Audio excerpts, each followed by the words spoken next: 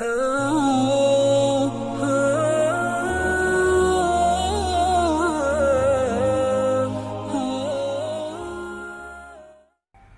dalam ayat Siratal ladzina an'amta 'alaihim, Allah tuh pengen ngasih tahu kepada kita bahwa apapun yang kita sedang hadapi dalam hidup kita itu tuh pernah terjadi kepada orang sebelum kita. Apapun yang sedang kita alamin sekarang, itu tuh pernah dialami oleh orang sebelum kita. Masalah kita sebagai anak harus gimana kepada orang tua. Ada contoh orang sebelum kita. Gimana seorang anak diusir oleh orang tuanya gara-gara dia beriman kepada Allah. Siapa dia? Ibrahim alaihissalam. Gimana sikap Ibrahim kepada ayahnya? Masalah orang tua kepada anak. Orang tuanya beriman, anaknya durhaka, anaknya kufur, anaknya ingkar. Siapa orang tua yang menghadapi ujian anak yang ingkar dan tidak beriman? Nuh alaihissalam. Ya bunayyarkam ma'ana. 950 tahun Nabi Nuh berdakwah termasuk kepada keluarganya, tapi anaknya menolak dakwah ayahnya sendiri. Padahal ayahnya ini seorang laki-laki yang solih, laki-laki yang sabar, laki-laki yang taat, laki-laki yang baik akhlaknya, laki-laki yang penyayang kepada keluarga. Tapi anaknya tetap aja gak suka kepada ayahnya, tetap aja membantah ayahnya. Sampai anaknya menuduh ayahnya ini orang gila, buat kapal di tengah gunung yang gak ada airnya. Dia merasa bahwa nyesal punya ayah seperti Nuh. Tapi Nuh gak pernah benci sama anaknya. Sampai ketika terjadi banjir besar, Nuh sudah berada di dalam kapal dan anaknya lari mencari tempat yang lebih tinggi, dan dia hampir tidak menemukan lagi tempat yang lebih tinggi sehingga dia hampir tenggelam. Nuh masih berharap anaknya mau ikut kepadanya dengan mengatakan, ya bunayya. Panggilan yang sangat lembut dari ayah yang durhakai oleh anaknya puluhan bahkan ratusan tahun. Anaknya durhaka kepada ayahnya ratusan tahun, mengatakan ayah saya itu gila, ayah saya itu sinting, ayah saya itu stres, ayah saya itu depresi, ayah saya itu orang bodoh, ayah saya itu dan segala macam. Membentak ayahnya, marah kepada ayahnya, buruk akhlak kepada ayahnya beratus tahun. Tapi ketika anaknya hampir tenggelam, kasih sayang ayahnya ini belum hilang. Masih memanggil anaknya dengan panggilan lembut, ya bunayya. Dalam bahasa Arab itu artinya, wahai anakku tersayang. Bukan ya waladi, bukan wahai anakku, tapi ya bunayya, wahai anakku tersayang. Masih pakai kalimat tersayang. Irkam ma'ana, naiklah bersama kami. Naiklah bersama kami ke dalam perahu, wahai anakku tersayang. Ini contoh seorang ayah teladan yang pernah diuji dengan anaknya. Ibrahim, anak yang diuji dengan ayahnya. Nuh, ayah yang diuji dengan anaknya. Atau seorang suami yang diuji dengan istrinya. Dia menafkahi istrinya, dia membimbing istrinya, dia ngajak istrinya sholat, dia ngajak istrinya menutup aurat, dia berakhlak mulia kepada istrinya, dia menunaikan seluruh hak istrinya, wafa memenuhi hak-hak istrinya. Dia berbicara santun kepada istrinya, sabar kepada istrinya yang perangainya jelek bertahun-tahun. Siapa dia laki-laki yang diuji dengan istri? Lut alaihissalam. Betapa sabarnya Nabi Lut menghadapi istrinya. Istrinya bukan hanya istri yang buruk akhlak, tapi juga durhaka. Dia yang menjadi biang kerok dari semua kejahatan, kemakaran, dan keburukan yang terjadi di negerinya. Dia yang menjual laki-laki untuk laki-laki yang lain. sehingga terjadi LGBT. Istrinya ini parah, gak sholat, gak menutup aurat, durhaka sama suami, kufur kepada Allah, melakukan dosa-dosa besar. Tapi Lut sabar dan terus membimbing istrinya sampai Allah memutuskan untuk berhenti. Udah cukup, sekarang pergilah dan tinggalkan kaum ini, karena kami akan membinasakan kaum tersebut, termasuk istri Lut. Baru Nabi Lut berhenti. Atau seorang istri yang diuji dengan suaminya, istrinya solehah, istrinya berhijab, istrinya beriman, istrinya akhlaknya mulia, sabar terhadap kejahatan dan akhlak suaminya yang sangat buruk. Tapi dia terbunuh di tangan suaminya sendiri. Dia disalib di pohon kurma, dia disiksa sampai dia menghembuskan nafas terakhir. Tapi dia bersabar terhadap suaminya dan terus berharap agar suaminya bertaubat dan sadar. Siapa dia? Asiyah yang diuji dengan suami Fir'aun.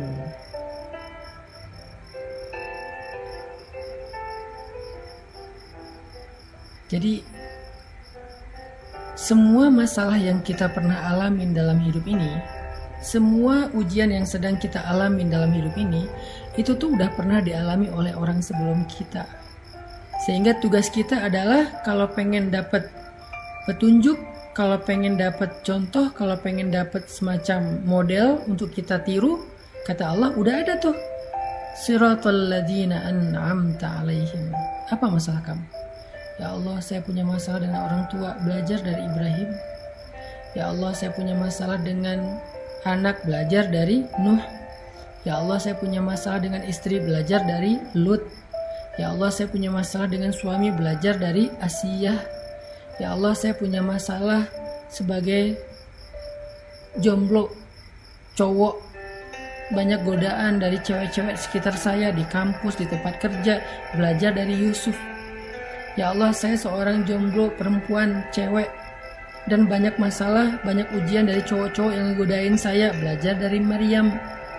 Ya Allah, saya pengen ta'aruf tapi gak tahu caranya, belajar dari Musa dan calon istrinya.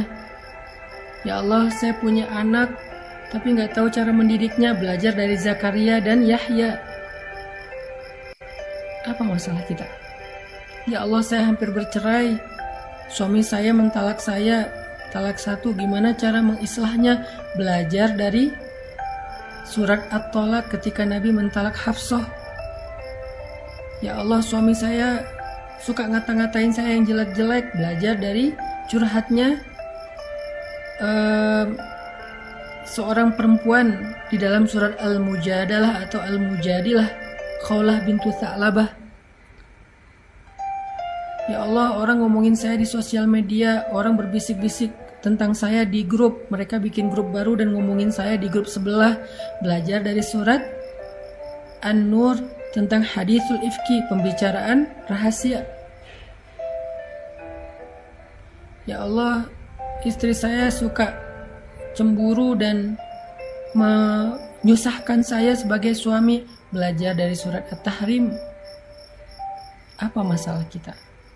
Semua masalah kita itu udah ada contohnya, karena mereka pernah mengalami persis seperti yang kita alami. Jadi kita nggak sendiri.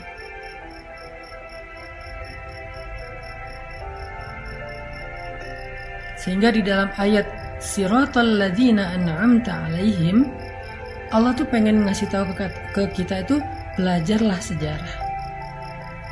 Di dalam ayat Siratal ladzina an'amta alaihim, Allah tuh pengen ngasih tahu ke kita, belajarlah sejarah. Karena gak ada yang baru di bawah langit, gak ada yang baru di bawah matahari, gak ada yang baru di atas tanah. Semua yang kita alamin pernah terjadi sebelumnya. Karena sejarah itu berulang, karena cerita itu terjadi lagi. Sehingga kita bukanlah orang pertama yang mengalami masalah ini. Udah ada orang sebelum kita yang jumlahnya gak terhitung. Tugas kita adalah bacalah sejarah, belajarlah sejarah, bacalah tentang kisah kehidupan mereka, biografi mereka, dari referensi yang baik, sehingga kita akan menemukan siapa yang orang yang lurus, siratal ladzina an'amta alaihim, sehingga kita tiru. Siapa yang salah jalan, sehingga kita hindari. Jadi di dalam kalimat siratal ladzina an'amta alaihim, Allah pengen ngasih tahu kepada kita, belajarlah sejarah.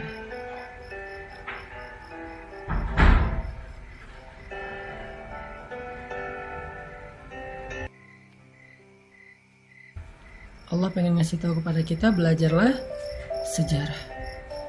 Sehingga dengan kita membaca sejarah, kita punya guidance, kita punya model untuk kita tiru. Apapun masalah kita.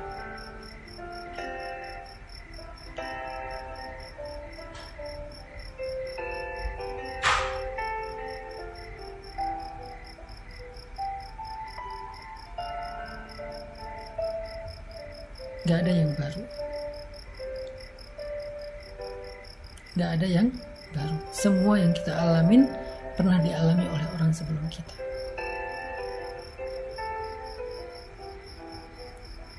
Tugas kita adalah belajar dari mereka, mencari tahu apa sih rahasia mereka sehingga bisa keluar dari masalah itu. Apa sih kunci mereka survive dari ujian itu? Apa sih langkah-langkah konkret yang mereka lakukan sehingga mereka bisa sukses, bisa Allah selamatkan dari berbagai macam keburukan. Lalu setelah kita tahu, ulangi, lakukan hal yang sama, maka kita akan mendapatkan hasil yang sama. Jadilah seperti Yusuf kalau kita seorang jomblo cowok. Selamatkan diri kita dari fitnah. Menghindar karena Allah, karena takut kepada Allah. Maka gak usah khawatir ketika kita menghindar dari pacaran, menghindar dari hubungan yang kelewat batas, menghindar dari ujian. Gak usah khawatir, nanti Allah akan memberikan ganti yang lebih baik, seperti Allah berikan kepada Yusuf. Kalau kita perempuan jomblo, siswi, mahasiswi, seorang pekerja yang banyak ujian di sekitarnya, banyak cowok ngelirik, ngegodain kita, PDKT, caper sama kita, belajarlah dari Sayyidah Maryam.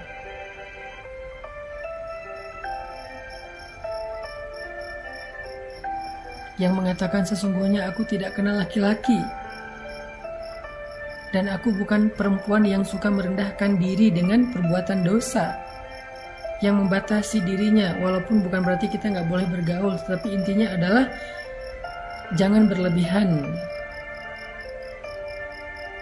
Dan gak usah khawatir menjadi orang yang membatasi diri sebagai perempuan. Allah akan muliakan kita seperti Allah muliakan Sayyidah Maryam, seperti Allah muliakan istri Nabi Musa, seperti Allah muliakan Sayyidah Khadijah. Ya, Sayyidah Khadijah, perempuan yang menikah di usia 40 tahun baru dapat suami yang benar. Sebelumnya, suaminya wafat, nikah wafat. Dan bukan suami yang beriman, bukan suami yang spesial, walaupun mungkin orang baik. Karena Khadijah aslinya orang baik. Tapi gak spesial. Entah berapa tahun Khadijah menjanda. Di usia 40 tahun, harusnya seorang perempuan itu merasa semakin khawatir, semakin panik, apakah mungkin di usia itu masih punya jodoh, apalagi seorang jodoh itu masih single, baik, soleh, terkenal, tajir, mungkin dapat seideal itu di usia 40 tahun. Belajar dari Sayyidah Khadijah, jangan berputus asa, jangan pesimis, perbaiki aja diri kita, nanti Allah yang akan memperbaiki calon jodoh kita. Sehingga di usia 40 tahun Allah berikan kepada Khadijah seorang suami yang lebih muda 15 tahun dari beliau. Bukan hanya lebih muda, kalau bahasa kita berondong, bukan hanya lebih muda, tapi solih, tajir, Nabi pula, kekasih Allah, ideal banget. Secara fisik sempurna. Jadi kalau kita pengen seperti Khadijah yang dapat suami seorang Rasulullah SAW, Maka jangan cuma baca sejarahnya, jangan cuma tahu kisahnya, ikutin. Apa yang kita nggak punya contoh? Semua masalah kita itu udah ada contohnya.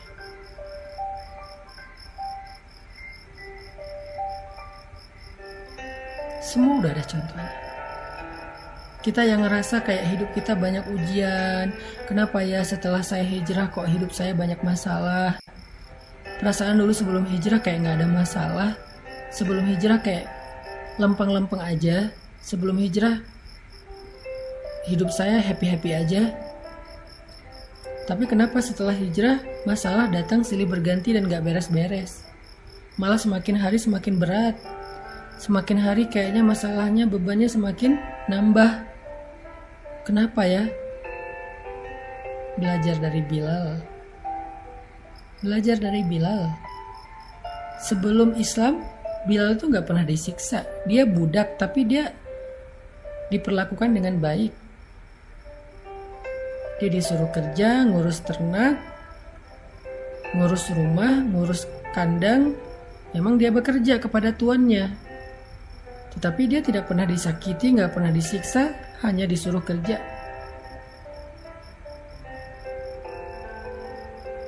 Lalu setelah dia masuk Islam, dia beriman kepada Allah, dia berhijrah dari kufur kepada iman. Tiba-tiba qadarullah dia lagi sholat, ketangkep sama tuannya. Dan tuannya ngerasa sangat malu kepada tuan-tuan yang lain, gengnya yang lain, pemuka-pemuka Quraisy yang lain. Ngerasa malu karena gak mampu menahan budaknya sendiri dari mengikuti Muhammad. Budak aja gak bisa diatur, kan malu. Budak aja gak bisa dihalangi, kan malu. Budak aja gak bisa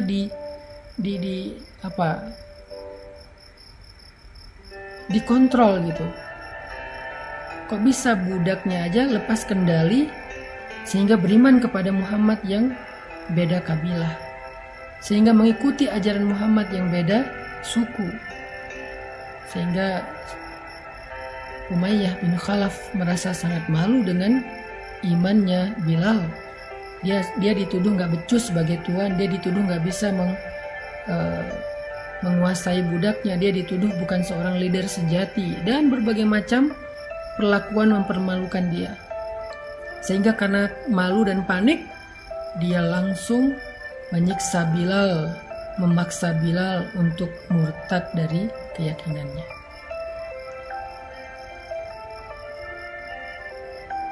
Bilal mendapatkan siksaan justru setelah Islam.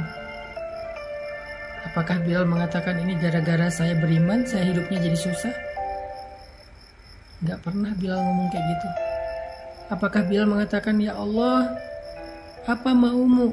Setelah saya beriman, kenapa engkau beri saya ujian, bukannya diberi kenikmatan dan kebahagiaan? Gak pernah Bilal ngomong kayak gitu. Apakah Bilal mengatakan, ya Allah, saya nyesal udah beriman, tahu gini saya gak akan mau masuk Islam? Gak pernah terbersit sekalipun kayak gitu. Gak pernah Bilal berpikir bahwa hidupnya menjadi susah karena Islam. Gak pernah Bilal berpikir dia menyesal dengan keimanannya. Gak pernah dia ngerasa bahwa masalah dia itu justru setelah dia mendapatkan hidayah. Enggak pernah kayak gitu. Semakin disiksa dia semakin yakin dan bergantung sama Allah. Semakin disiksa dia semakin bergantung sama Allah. Bukan semakin melemah pegangannya ke Allah, semakin erat pegangannya ke Allah. Kalau kita kan semakin diuji, pegangan kita ke Allah jadi makin renggang ya. Jadi ragu, Allah benar gak sih mau nolong saya? Allah tuh janjinya tepat gak sih ke saya? Kok Allah gini sih sama saya? Apa maunya Allah? Makin renggang, makin renggang, makin renggang. Na'udzubillah sampai akhirnya putus asa, melepaskan pegangan kepada Allah, belok arah. Ada yang sampai murtad, ada yang bunuh diri, ada yang mencuri karena putus asa dengan rezeki yang halal, ada yang akhirnya berzina karena putus asa mencari jodoh. Makin diuji makin renggang. Kalau Bilal makin diuji makin erat pegangannya.